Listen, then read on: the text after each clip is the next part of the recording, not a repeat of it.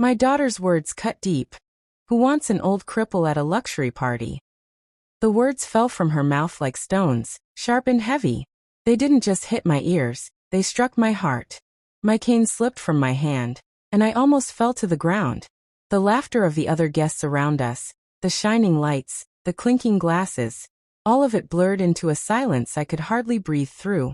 I stared at her, my only daughter, the child I had carried, raised, and loved with every part of me.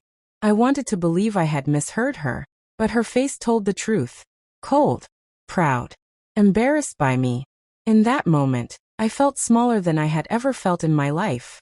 The pain was not just in her words. It was in the fact that she said them in front of others. In front of people I did not know, people who now looked at me with pity, and some with hidden smiles. My legs shook, my chest tightened, and I whispered her name. But she only turned her head away, pretending she didn't hear me. I could no longer see the shining chandeliers, or the polished tables, or the waiters with trays of gold-rimmed glasses. All I saw was the little girl I once carried on my back, her small arms around my neck, whispering, "I love you, Mama." And now she had grown into a woman who threw me away with one sentence. But you must be wondering, how did it all come to this? How could a daughter cut her own mother so deeply? How did I end up standing at the edge of her grand engagement dinner, shaking with shame and sorrow? Let me take you back, for the story did not start there. No, it started years earlier in the quiet corners of my life. I was once a strong woman. My legs had carried me through farms, markets, long nights of work, and longer days of sacrifice. I raised my daughter alone after her father died. We had nothing but each other. She was my joy, my reason to keep going. She was the fire that kept me warm during the coldest nights. Life was not kind, but I was tougher. Until the day of the accident. It was raining heavily that night, the kind of rain that beats the roof like drums of war. I had gone to fetch water from the well at the back of our house. My daughter was still young then, sitting inside with her school books. She had always been a bright child, always dreaming of bigger things than the small world we lived in. I slipped on the wet stones. The fall broke more than just my bones. It broke my life into two parts. The life I lived standing tall, and the life I now lived leaning on a cane. The doctors did what they could, but my legs never fully healed. I walked with pain. I walked with weakness. I walked slowly while the rest of the world rushed ahead. At first, my daughter stayed close to me. She would hold my hand. She would help me walk. She would even tie my wrapper for me when I struggled. But as the years went by, something changed. The little girl who once looked at me with shining eyes began to look at me with something else. Shame maybe. Or irritation. She grew into a beautiful young woman, quick and clever. She made friends with rich girls at school, and soon she wanted to be like them. She wanted more than the life I could give her. I didn't blame her. Every mother prays her child will rise higher than she ever did.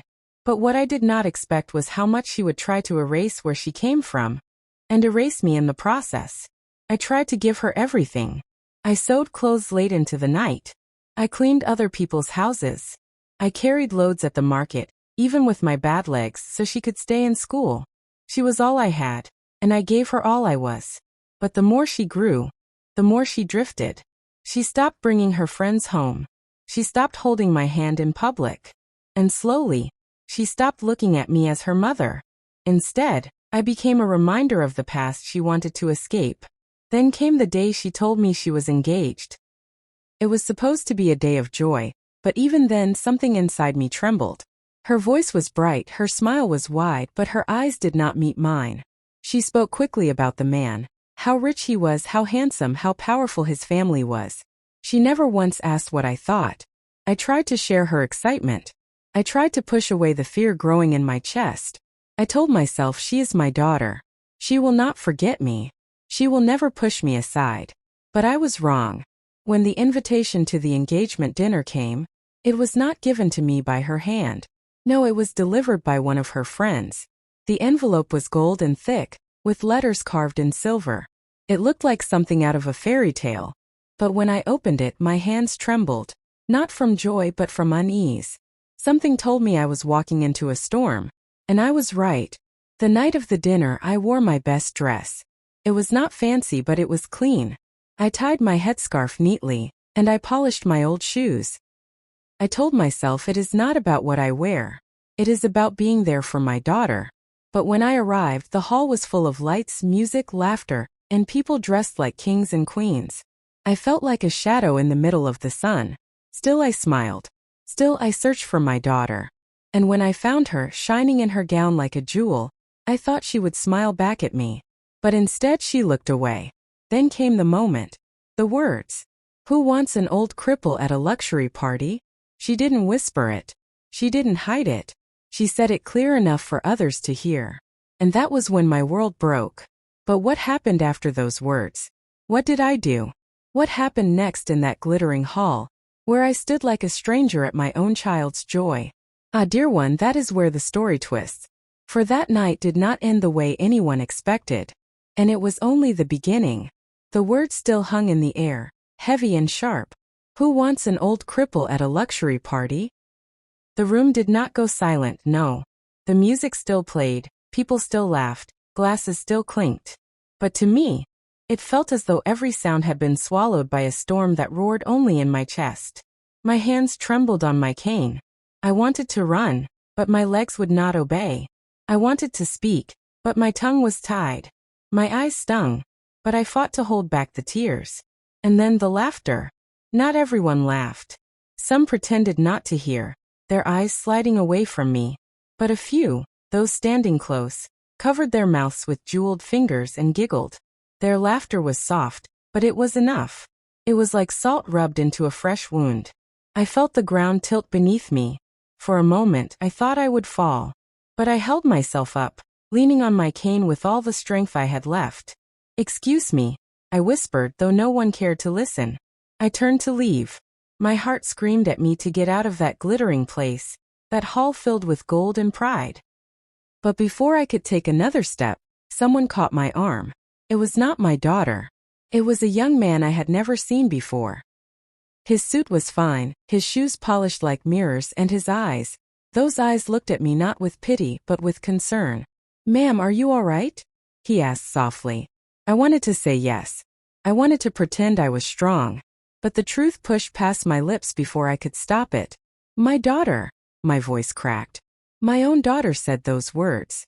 The young man's eyes widened. He looked across the room at her, my daughter, who now laughed with her friends as though nothing had happened. He shook his head slightly as if he could not believe it. Then he helped me to a chair in the corner. "Please sit. I'll bring you some water." I nodded weakly, grateful for the kindness of a stranger when my own blood had turned cold. As I sat there hidden in the shadows of the hall, memories flooded me. I remembered her as a baby, her tiny hands grabbing my finger. I remembered her first steps, shaky but determined, while I clapped with joy. I remembered the nights I stayed awake to sew her dresses, so she would not feel less than the other girls at school. I remembered the mornings I limped to the market, carrying loads far heavier than my body should have carried, just to put food on her plate. And now I sat alone, unwanted, in the corner of her grand engagement dinner. The young man returned with a glass of water. I drank slowly, my hands still trembling. "Don't let her words break you," he said gently. "Some people lose themselves when they find wealth." I looked at him closely. "Who are you?" He smiled faintly. "Just a guest." "But—" he hesitated, glancing toward my daughter again. "I'm also her fiancé's cousin." My heart skipped. Her fiancé's family. This young man was part of the very people she wanted to impress. Yet unlike her, he had shown me kindness. "Thank you," I whispered. But before he could reply, a voice called out from the stage. It was the master of ceremonies, announcing that the bride-to-be and groom-to-be would now give a short speech. The hall erupted with applause. My daughter and her fiancé walked to the center, hand in hand, smiling as though they owned the world. I wanted to be happy for her. I wanted to clap with everyone else. But all I could hear were her words stabbing my chest again and again. "Who wants an old cripple at a luxury party?" The microphone was handed to her fiancé first. He spoke with confidence, thanking his family, his friends, and finally, his bride-to-be. The crowd cheered. Then it was her turn. She held the microphone, her smile bright. "I want to thank everyone for coming tonight," she began. "This is the happiest day of my life. to be here with the man I love, and to celebrate with people who truly matter to me. She paused, scanning the room. Her eyes passed over me like I was invisible. She continued. Is a dream come true? People clapped again. Glasses were raised. But my chest burned with a fire I could not hold in any longer. I rose to my feet, leaning heavily on my cane. The young man beside me tried to stop me, but I shook my head. This was my moment. I stepped forward, slow but steady. The crowd parted slightly as I made my way toward the front. Some gasped. Some whispered. My daughter froze, her smile slipping as she saw me. And then before the entire hall I spoke. My daughter, I said, my voice trembling but loud enough to carry. Do you remember the nights I went hungry so you could eat? Do you remember the days I walked in pain so you could go to school? Do you remember the woman who raised you alone when death stole your father from us? The room fell silent. Even the music stopped. All eyes were on us. My daughter's face turned pale. I took another step, raising my cane as if it were a staff of truth. And now, in front of strangers, you call me a cripple. You say I do not belong at your party. But remember this, child? My voice broke, tears streaming down my cheeks. If there had been no cripple, there would have been no you. Gasps filled the hall. Some guests lowered their eyes in shame. Others nodded slowly. But my daughter, she clenched her jaw, her hands tightening around the microphone. And then, with eyes flashing like fire, she said something that made the entire hall erupt. Her eyes locked on mine, burning with a mixture of anger and shame. The microphone trembled in her hand, but her voice was steady, sharp, and cruel. Stop embarrassing me, she snapped. Why can't you just sit quietly for once? Must you always remind everyone of your suffering? This is my night, not yours. You don't belong here. The words cut through the hall like lightning. Guests gasped, some covering their mouths in shock. The groom shifted uncomfortably beside her, his eyes darting between us. The master of ceremonies looked frozen, unsure of what to do. And me? I stood there, trembling, but I did not fall. I felt the pain, yes. It clawed at my heart. But beneath it was something else, something that had been buried for too long. Strength. You think I don't belong? I whispered, my voice shaking. Child, I have belonged in every part of your life, from your first breath until this very moment. And I will always belong whether you admit it or not. Her lips parted, but no words came. The silence in the hall was heavy, pressing against every wall, every ear. Then the groom gently took the microphone from her hand. Enough, he said quietly, though everyone heard him. He turned to the crowd. Please, let us continue with the celebration. But the celebration was broken. The mood was shattered. I turned away, my heart heavy, and limped back to my seat in the corner. The young man who had helped me earlier met me there, his eyes full of pity and respect. You spoke bravely, he whispered. I shook my head. No. I spoke as a mother. The rest of the evening passed in a blur. Laughter returned, music played, and toasts were made. But I was no longer part of it. My daughter avoided me completely, her smile forced, her laughter louder than ever, as if to cover the wound between us. When it was finally over, I rose slowly and left the hall. No one stopped me. No one walked with me. I stepped into the cool night air, the stars above me hidden behind city lights, and I felt the loneliness press against my chest like a weight. The road home was quiet. With each step I replayed her words in my mind. You don't belong here. They echoed like a curse. But as I limped through the dark streets, I asked myself a question. Had I failed her? Or had she failed me? I remembered the accident that crippled me. I remembered the nights I sacrificed for her. I remembered the pride I once felt when she excelled in school. Where had we lost each other? At what point had the bond between us cracked so deeply? I reached home at last, my small room waiting for me with its silence. I sank onto the old bed, my body aching, my spirit torn. For the first time in years, I allowed myself to weep like a child. But as the tears flowed, so did a strange thought. Perhaps this was not the end. Perhaps the wound could still heal. Perhaps my daughter's heart was not lost forever. And so, in the darkness, I made a decision. I would not give up on her. I would not let her shame me into silence. I would remind her who I was, not just a cripple but her mother. the woman who had given her everything. Days passed. The engagement dinner became the talk of the town. Some praised my courage. Others whispered about the shame of it all. But one thing was clear. My daughter had shown a side of herself that many had not expected. One evening there was a knock at my door. My heart leapt. Was it her? Had she come to apologize? I opened the door. It was not my daughter. It was her fiancé. He stood there in his fine suit, his expression troubled. Behind him, the street was empty, quiet except for the chirping of crickets. "Good evening, Ma," he said politely. "May I come in?" My heart pounded. What could he want? Why would he come to me alone at night? I stepped aside slowly, letting him in. He sat on the wooden chair, his hands clasped tightly together, his eyes heavy with something he was struggling to say. And then after a long pause he spoke words that shook me to my very core. He sat there on my old wooden chair, his fine suit looking out of place in my humble room. His hands rubbed together nervously, his eyes fixed on the floor as though he was carrying a weight too heavy to lift. Finally he looked up at me. "Ma," he said softly, "I don't know how to say this, but I need to tell you the truth before it's too late." My heart raced. The truth? About what? He hesitated, then spoke the words that made my whole body turn cold. "I don't think your daughter loves me. She loves what I can give her." For a moment, I could not breathe. I stared at him, trying to understand what he had just said. This was the man she was going to marry, the man she had shown off proudly to the world. And now he was here, in my small room, confessing doubts that could break the entire engagement apart. "Why would you say that?" I whispered. He sighed deeply. "Since the beginning, it has always been about money, about parties, about luxury, about the life I could offer her. At first, I thought it was just excitement. But lately," he shook his head. "Lately, I've realized she doesn't see me. She only sees what I represent." I leaned back slowly, my cane resting across my lap. My chest ached, not only because of his words but because deep down, I knew he might be right.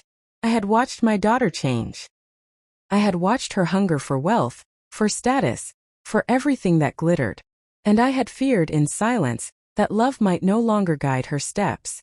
"Why are you telling me this?" I asked. "Because," he said firmly, "I needed you to know before I make my final decision. The wedding is close but my heart is not at peace. And after what I saw at the engagement dinner." His voice trailed off, his eyes full of sorrow. "No woman who truly loves a man would treat her own mother that way. How can I trust her with me, if she can shame you so openly?" His words pierced me. For the first time I saw my daughter not just through a mother's eyes, but through the eyes of another person. And the picture was not beautiful. Tears welled in my eyes. "She was not always like this," I whispered. "Once she was soft, kind, full of love. But the world," my voice broke. "The world took her away from me." He nodded slowly, his jaw tight. "I believe people can change, Ma. But will she?" "That's the question." Silence filled the room. The lamp flickered weakly, throwing shadows across the walls. Outside, the night seemed endless. At last he rose to his feet. "Thank you for listening. I had to share this with someone who knows her best. Please think about what I've said. And pray for me. I have a choice to make soon." He bowed his head slightly, then turned toward the door. "Wait," I said quickly, my voice trembling. "Do you love her?" He paused. His back was to me, but I saw the way his shoulders tightened. For a long moment he said nothing. Then in a voice so low I almost missed it, he answered, "I thought I did." And then he walked out, leaving me in the silence of my little room, my heart pounding with fear. That night I did not sleep. I lay awake staring at the ceiling, my mind torn apart by worry. What would happen if he broke the engagement? What would my daughter do? Would she blame me? Would she hate me even more? But another question whispered inside me, heavier than the rest. Was I watching her destroy her own life? Days turned into weeks. The wedding preparations continued, grand and loud. My daughter did not visit me, not even once. I heard news from neighbors, from whispers at the market, from glimpses of posters pasted on walls. The city buzzed with talk of the upcoming wedding, the richest event of the season. And me? I was not part of it. Still, I prayed for her every night. I prayed that love, not greed, would guide her steps.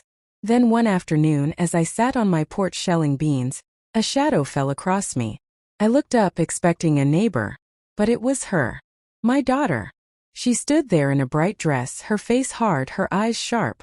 She did not greet me with warmth. She did not smile. She crossed her arms and said coldly, "Mother, we need to talk. And you will listen."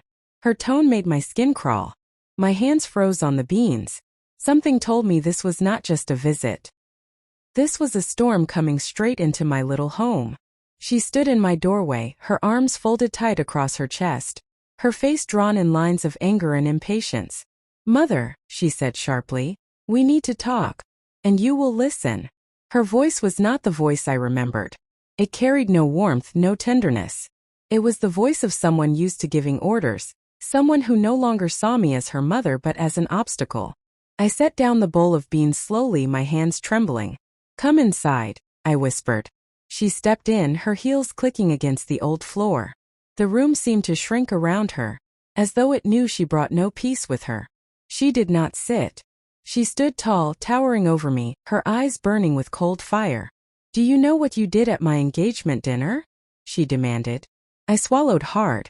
I spoke the truth. Her eyes narrowed. "You humiliated me.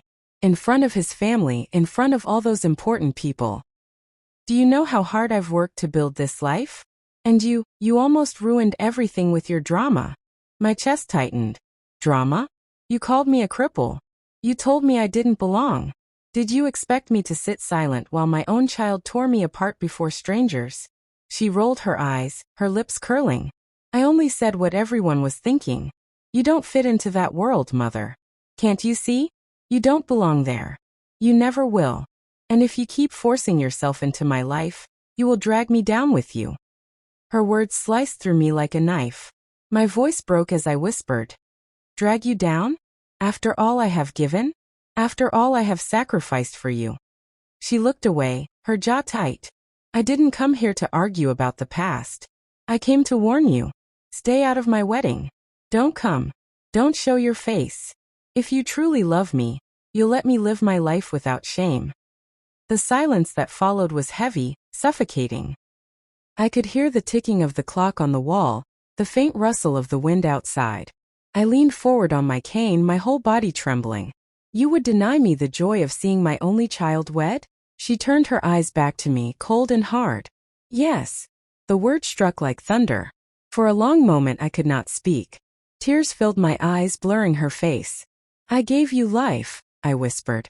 "And now you deny me mine." But she did not flinch. Her face was stone. "Mother," she said flatly, "this is my final word. If you love me, if you truly care, you will stay away.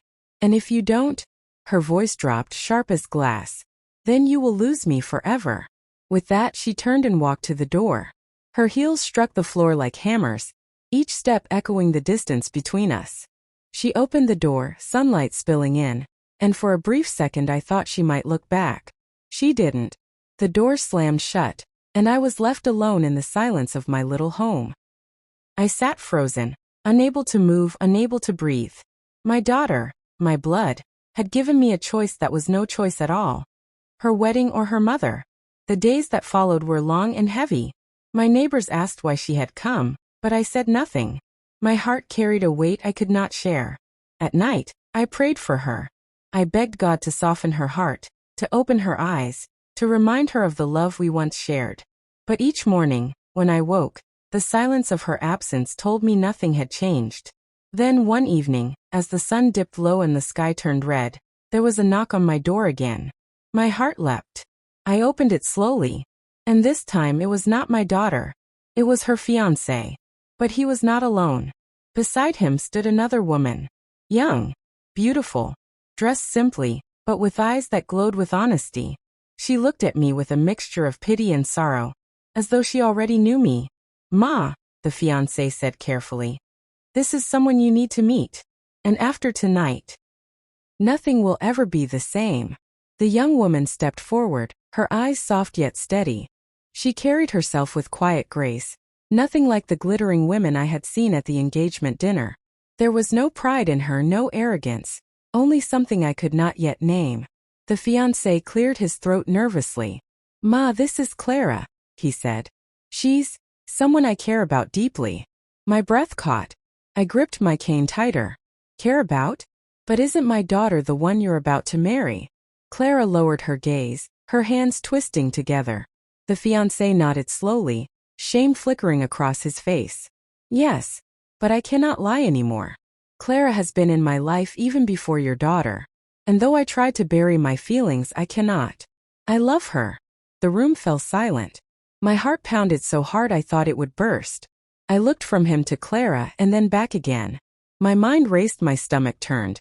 This man, my daughter's fiancé, the one she paraded proudly before the world, was standing in my humble home, confessing love for another woman. And not just any woman. A woman who now stood in front of me with tears glistening in her eyes, as though the weight of this truth pained her too. I sank slowly onto the wooden stool, my cane clattering against the wall. Why are you telling me this?" I whispered. The fiancé's voice trembled. "Because I don't know what to do. The wedding is days away, and I'm trapped between a woman I promised to marry and the woman I truly love." Clara placed a gentle hand on his arm. "You don't have to say more," she murmured, her voice kind but her eyes full of sorrow. I studied her carefully. She was nothing like my daughter. No jewels, no pride, no hunger for luxury. And yet I could see the truth in her eyes. She loved him. Deeply. Honestly. The kind of love that could not be bought with riches. And in that moment my heart broke even more for my daughter. For she was about to marry a man whose heart did not belong to her. I closed my eyes, tears slipping down my cheeks. "Does she know?" I asked softly. The fiancé shook his head. "No. She sees only the wedding, the wealth, the power. She doesn't see me, not really." Clara turned toward me, her expression gentle. "Ma, I am not here to hurt you or your daughter. I only came because he insisted you should know the truth. And because," she hesitated, her lips trembling, "because I believe you are the only one who can stop him from making a mistake." The weight of her words pressed heavily on my chest. The only one. Me. I looked around my small room. The cracked walls, the faded curtains, the old lamp. I thought of my daughter's world. Bright lights, golden halls, endless pride. 2 worlds. And now they were colliding inside my home. "Ma," the fiancé whispered, his voice breaking. "Please, what should I do?" The question cut deep. What advice could I give? To break my daughter's heart? Or to let him enter a marriage built on lies? I leaned forward, my hands trembling on my cane. "Child," I said softly, "marriage without love is a prison, and a lie cannot last forever. If you marry her without love, both of you will suffer. But," my voice cracked, "if you leave her now, she may never forgive you or me." He bowed his head, silent. Clara wiped a tear from her cheek. For a long while no one spoke. The only sound was the distant cry of a night bird outside my window. At last the fiancé stood. His shoulders sagged under the weight of his choice. "Thank you, Ma. I needed to hear the truth, even if it hurts. I will not decide tonight. But soon." Clara touched his arm gently, and they turned to leave. At the door she looked back at me, her eyes full of sadness. And in that look, I saw something I had not seen in my daughter's eyes for a long time: respect. The door closed and once again silence filled my home. I sat there staring into the darkness, my mind torn apart by the storm that had entered my life. My daughter's wedding was days away. But now, I knew the groom's heart belonged to another.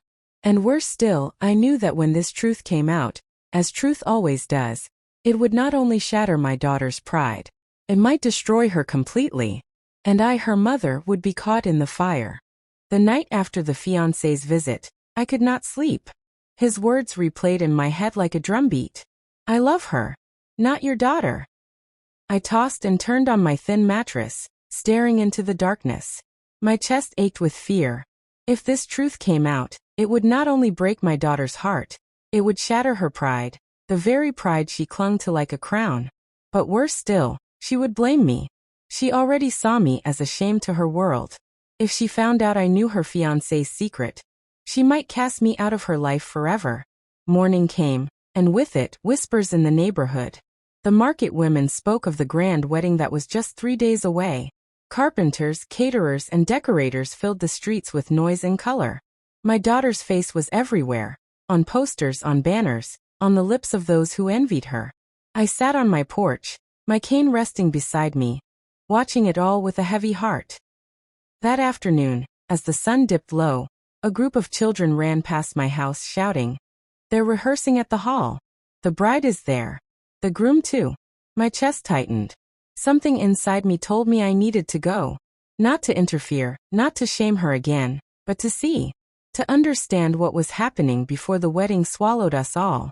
So leaning on my cane, I made my slow way to the great hall. The place buzzed like a beehive. Workers rushed in and out, carrying flowers, plates, decorations. Musicians tested their instruments. And there, in the middle of it all, stood my daughter, radiant in a golden gown, directing everyone like a queen. Her smile was wide, her laughter loud. To anyone watching, she was the picture of joy. But to my eyes, eyes that had studied her since she was a baby, I saw something else.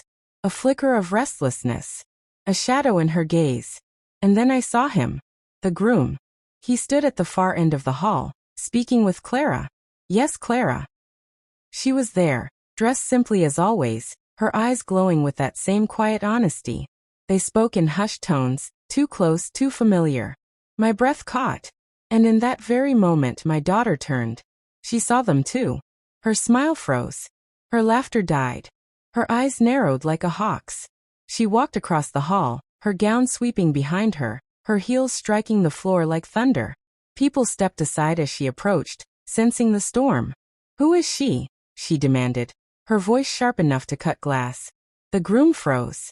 Clara lowered her gaze but did not step back. "She's a friend," the groom stammered. My daughter's eyes blazed. "A friend? At my rehearsal? Standing here like she belongs." The hall went silent. Workers paused. Musicians lowered their instruments, all eyes on the scene unfolding. Clara finally lifted her head, her voice calm but firm. "I am not here to hurt you, but perhaps you deserve the truth." My heart dropped. No, not here. Not like this." "What truth?" my daughter snapped. Clara's lips trembled, but her eyes did not waver. "The truth is..." "Enough," the groom cut in sharply, grabbing Clara's arm. "Not now." But it was too late. My daughter had seen it. The fear in his eyes. The closeness between them. The truth shining in Clara's face. Her whole body shook with rage. She turned, her eyes scanning the crowd until they landed on me, standing quietly in the shadows of the hall. And in that instant, she screamed words that made everyone gasp. "This is your doing, mother. You brought her here. You are trying to ruin my wedding." The hall erupted in whispers, gasps, and stares. My cane nearly slipped from my hand. And for the second time in just days, my daughter had thrown me into the fire in front of the world. The hall was in chaos. My daughter's furious cry, "This is your doing, mother," still echoed off the walls. Guests stared at me, whispering, their eyes full of judgment. My knees shook and for a moment I thought I might collapse. But then Clara stepped forward, her voice steady and clear. "No, ma'am. Your mother had nothing to do with this. If there is blame, it belongs to me." Gasps rippled through the crowd. My daughter's face turned pale. The groom moved beside Clara, his voice heavy. "It's true. I cannot marry you. My heart belongs to her, not to you. Forgive me, but I cannot build a marriage on lies." The hall fell silent. The music stopped, the laughter died. My daughter's eyes widened, her pride crumbling before the very people she had tried so hard to impress. "No," she whispered, shaking her head. "No, this isn't happening."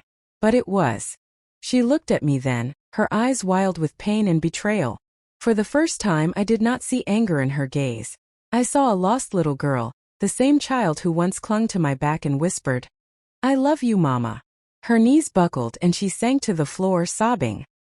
The hall buzzed with murmurs, but I did not care. I went to her, my cane tapping against the marble, my body aching, my heart bleeding. I knelt beside her, ignoring the pain in my legs, and wrapped my arms around her trembling shoulders. "Child," I whispered. The world may mock you, men may leave you, wealth may vanish, but a mother's love will never fail you. She wept against me, her tears soaking my dress. I'm sorry, Mama. I'm so sorry. And in that moment the pride, the anger, the years of distance melted away. What remained was simply this. A mother and her child, broken but not beyond repair. The wedding was cancelled. The guests left in whispers. The groom and Clara disappeared into their own fate, leaving my daughter to face the ruins of her pride. It was not easy afterward. People gossiped. She hid from the world for a time. But slowly, step by step, she began to rebuild. Not with gold, not with pride, but with humility. She came to my little home more often. She cooked with me, she sat with me, she held my hand again like she used to. Sometimes she would cry and say, "Mama, I don't deserve your love." And I would smile through my tears and answer, "Love is not deserved. It is given." In the end, the luxury she had chased slipped through her fingers. But what she gained was far greater. She found her way back to me. And I learned too, that sometimes the deepest wounds open the way to healing. Sometimes the cruelest words lead us back to love. My daughter's words had cut deep, but love had cut deeper. And love, true love, always wins.